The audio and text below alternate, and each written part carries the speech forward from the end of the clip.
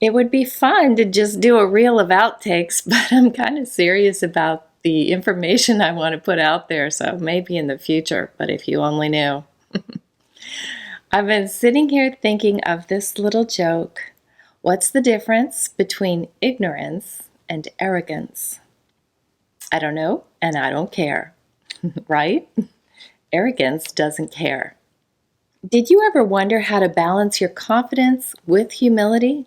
If you have, then I will right off give you 1 point to your humble side. Arrogant people don't ask or care. So, if you are asking, how do I feel confident in my own special abilities without feeling too much ego, vanity, or conceit, this video will offer help. In addition, at the end there will be a few questions to help you assess your own mindset in any situation. Within myself, I've struggled for years, on and off, with the difference between self-confidence and arrogance. I've looked up these words. The Free Dictionary says self-confidence is confidence in one's own powers or abilities, and arrogance is an overbearing pride evidenced by a superior manner towards inferiors. But aren't we superior in different ways to one another? Isn't my teacher superior to me in the classroom? Her knowledge of the subject certainly is. If you have accurate insight into what's going on in a certain human dynamic, isn't that superior to those who don't see it? Isn't the genius going to know his mind is superior to the mind of a simple person? In the movie Oppenheimer, the comment was made that there are no humble physicists. My point exactly.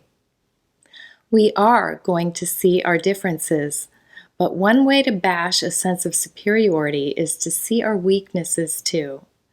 My strengths are not your strengths, but my weaknesses may also be absent in you. We tend to have the ability to judge other people's weaknesses quite quickly. We subconsciously say, I don't have that problem, you shouldn't either. Or, if I have this strength, you should too. That isn't fair, and it certainly isn't humble, but it does make our ego feel kind of good. By the way, arrogance is a weakness because it blinds us and makes us unteachable. Confidence that remains humble comes from a deep sense of worth. This can begin with a loving family and parents that instilled our sense of value. Too often, though, we didn't get what we needed to feel that value as we grew up. If you didn't, there is really good news because it isn't too late, ever. As adults, we need to water and fertilize the roots that didn't grow strong when we were young. We start by telling ourselves real truths about who we are and kick out faulty thoughts.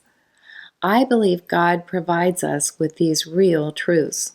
Even if we know that we are unique and valuable, doubt about worthiness will surely rear its ugly head from time to time. We simply must practice the skill of giving that doubt the heave-ho. We don't entertain disabling thoughts. I used to have a 4-course dinner for them. We have tremendous power in our minds to recognize disabling thoughts and replace them with empowering truths. I remind myself that Scripture says, I am fearfully and wonderfully made, and the apple of my Creator's eye. How wonderful is that?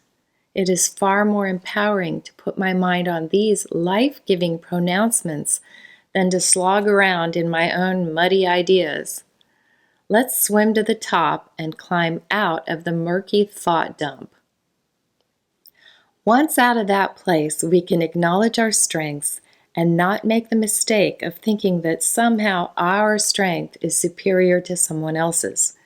For instance, the physicist could say, I have an ability in science that may make a difference in the world that everyone sees and acknowledges. But could she ever know that that ability is more important than the shopkeeper's quiet humility? Can one person's beauty be considered more valuable than another's desire to care for nature? According to our greatest spiritual leaders, the answer to those questions is no. All we have to do to keep ourselves on the humble side of the tracks is to remember that though we are highly flawed humans, we are still valuable and have good things to offer this world. That is good enough. We are to let our light shine brilliantly. Someone said something to me today that felt pretty great, but I remember that pride is foolish and balanced thought is critical to having self-confidence without edging over into foolishness. For today, I simply accept the encouragement. If you want to check your own mindset, here are 3 red flag questions. 1. Would I like it if other people wished they had what I have or could do what I do? 2. Do I recognize my strengths but tend to dismiss my weaknesses? 3. Do I value my strengths as more important than those of others? If you answered affirmatively, it is time to check your motivations. Instead of people wishing they had what we have, we can take joy in helping others have more of what we have, or simply giving to others what we do well, like maybe you're great at baking. We do need to monitor our weaknesses in order to be able to improve our abilities in those areas. If we don't see them, we won't address them, and maybe we really need to. Blind spots could be hurting us or others more than we know. Loved ones can most certainly help us know what these blind spots are. What if we didn't get defensive and just said, "Thank you for telling me"? It's perfectly great to say, "I think I'm a great cook," or "I won that race because I'm fast." That's fine. It crosses the line when we don't want others to excel in the same area. When we start thinking our own strength makes us better than someone else, we better get a clue quickly because pride goes before a fall.